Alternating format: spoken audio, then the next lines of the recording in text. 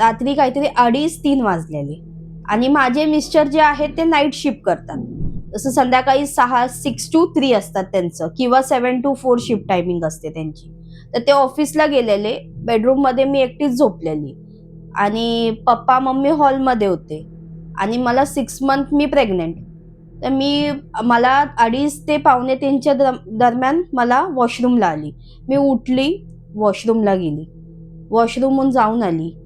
तेव्हा मला काहीच असं म्हणजे वाटलं नाही. मी एकदम नॉर्मल होती आणि थोडं 5 मिनिटं मी बसली पण. 5 मिनिटं बसली आणि मग एक साईडला अशी मी झोपली.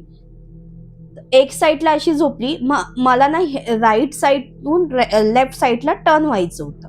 तर मी काय केलं, असं डायरेक्टली टर्न नाही होत असं बोलायचे, की डायरेक्टली उठायचं नाही प्रेग्नन्सीमध्ये किंवा डायरेक्टली असं टर्न नाही व्हायचं, थोडं आरामात व्हायचं.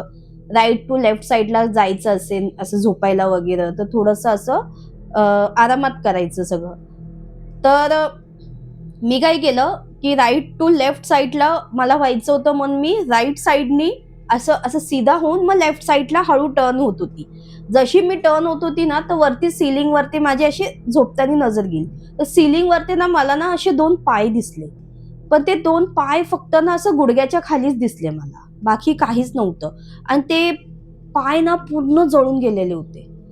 असे जळालेले पाय असतात ना तसे होते. तर